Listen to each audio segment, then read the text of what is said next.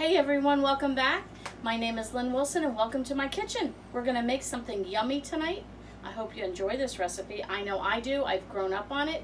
It is a Scottish recipe for pan, P-A-N, pan scones. Now I know some Americans pronounce it scones. I grew up with a Scottish grandmother who was right off the boat, and with the accent strong and all the yummy recipes that came along with her from Scotland, and she called them scones. So for tonight, you're in my home, we're calling them scones. So get a cup of tea, you gotta have tea with scones, or maybe some coffee or a glass of water. Pull up a chair and just enjoy the video. So this is a very simple recipe. I grew up making these in an electric frying pan. I've used my electric frying pan a few times on some of my other recipes, and I've had comments of either I never heard of an electric frying pan, where do you get an electric frying pan? Believe me, they're out there. Walmart, Target, Amazon, they're out there. I bought mine on QVC. It is well worn. I'm actually needing a new electric frying pan. And so my husband said to start looking, see what I want. But I like them, one pot dish. If you don't have a lot of room in your kitchen, maybe you don't have a stove, maybe you're living in a studio kind of apartment, an electric frying pan, you can do wonders in that pot. So that's what we're going to cook them in. That's why they're called pan scones. You could probably do these in the oven. I don't see why not. Bake them like a biscuit in the oven. You could probably do them in a frying pan on top of the stove. I've just never done that. I'm going to do it the way I learned. I'll show you. And I will tell you, this recipe doesn't sound all that yummy. I don't, when I read it to you. But if I called my older kids right now and said, I'm making scones, Nana scones, they'd be over here in a heartbeat. They love these scones. My daughter-in-law, who wasn't raised in our family, but when she started coming to our house at age 14, it was just something I made on the regular. She got hooked on them. They love them. We love them. I will tell you this. Now, my husband and I, as soon as this is over, are probably going to devour them. But if you can let them rest overnight, I don't know what happens, but the taste sort of, I don't know, what would you say, infuse, honey, with each other? Oh, yeah. And the next morning, they're completely different tasting. They are better cold than they are warm or hot. So I will recommend that as well. Now, everybody's taste buds are different. I was raised, you make them the night before, you eat them cold the next day, and the taste is different. So, without further ado, let me show you some of the things. We're going to need baking soda, not baking powder. Do not use buttermilk. I tried that one time. This recipe did not come out well. We're going to need salt. Notice the Planters peanuts. See the little emblem? Oh yeah. Remember this one I got? Planters peanuts. I had somebody say that because of me, they are now addicted to these jars and they're on the hunt for them. So that was pretty funny. Different ingredient, cream of tartar. Can you see that? Okay there, Graham. Okay, cream of tartar. I don't know that I use this in any other recipe but these scones. So if you guys use cream of tartar in something else, let me know what you use it for. I think you use it in meringue, but I'm not sure. But anyway, 1 egg. We need 4 ounces of butter, and I've softened this. It is quite warm in my kitchen. You're going to need milk.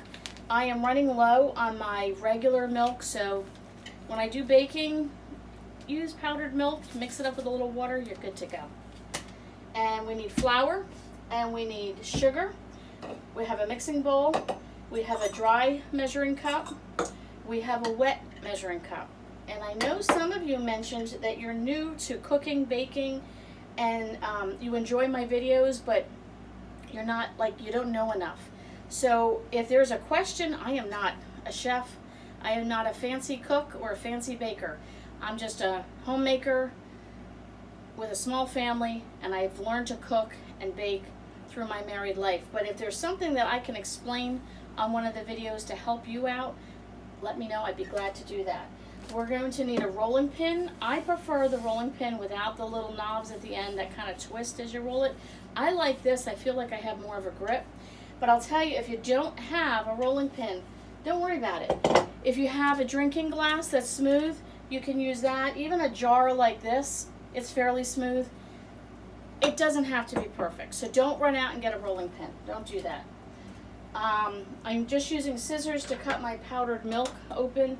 I need a spatula to flip them, a whisk to whisk it up. I'm going to need a spoon to stir it up a little bit, and measuring spoons. So that's it. There's nothing fancy to this. But this is a tradition in my family. I'm a Cameron. There's lots of Camerons over in Scotland that are related to me. And I've been to Scotland twice. I visited my relatives twice. They've been over to this country. We kind of lost contact, you know. We all get married and, you know, that type of thing. Generations move on. But I still have family in there, and one day would love to get back and visit with them. So we would have this on the regular. When my Nana came to the house, we had scones. My dad then took over when she wasn't there and make them. And I would say since I got married, which is 30 plus years, one of our traditions on Christmas morning was to have a Scottish Christmas breakfast. Now, this is our version of Scottish, but we'd have, for those of you that have any kind of UK background, we'd have black pudding, we would have Scotch ham, we would have scrambled eggs, we would have the scones. Of course, you have to have some strawberry or raspberry jelly to go with it, or jam. We didn't have jelly, we did jam. What else did we have, Graham? Oh, beef links. Oh, my favorite. We would also have sausage rolls, beef links, eggs, Scottish ham, black pudding, the eggs, the scones, and we would throw in some fried potatoes as well. We would have that every single Christmas morning. We did not have it for the last 2 years because my dad was not well, and now my dad's passed. But that's okay. I'm sure he's enjoying the best banquet in glory that he could have. But probably this year we'll bring that tradition back and continue with our Scottish Christmas breakfast. So hang on, I'll put some music on. You can watch me make it. And then I'll bring it back when we're going to put them in the frying pan, and I'll show you how I put that together.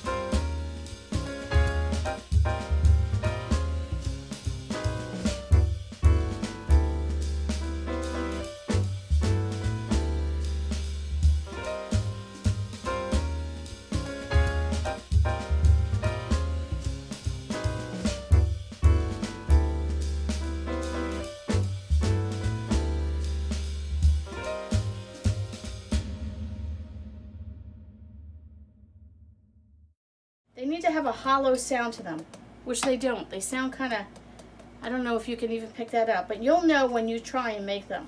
So then what she would say is don't ever let them burn, but just keep flipping them back and forth. And just, you know, kind of like you would do a pancake. Just keep flipping them over.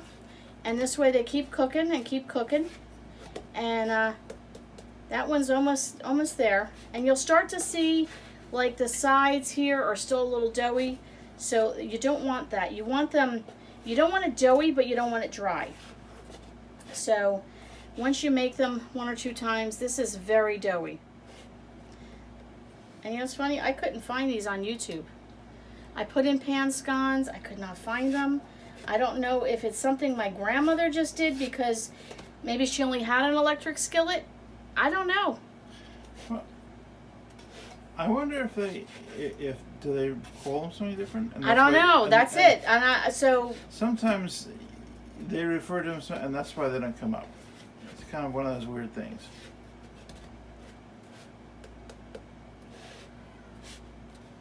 Say if you can press these down, like if you can squish them where you can see them flattening, then they're still doughy on the inside. But once you can't like really press them down, then you know they're starting to firm up and they're doing good. Go for it. Okay, we are done. So let me tell you, smell-o-vision must be invented. They smell like the traditional childhood things that we did when I was growing up. So it made 10. So 10 good size. So you could stretch it if you wanted them smaller and you know you needed to stretch the budget. But these are 10 good size. Now I'm a family of 3. We will probably have these done by tomorrow. But you know, one of these for breakfast with a cup of hot chocolate, glass of orange juice, cup of tea, or a cup of coffee is more than sufficient. This is how we do them up. A little butter. Oh yeah. And a little bit of raspberry jelly. That is the best. I don't have any homemade raspberry jelly right now. I only have peach homemade that I canned. So I need to work on making like a mixed berry jelly. But these are absolutely fantastic.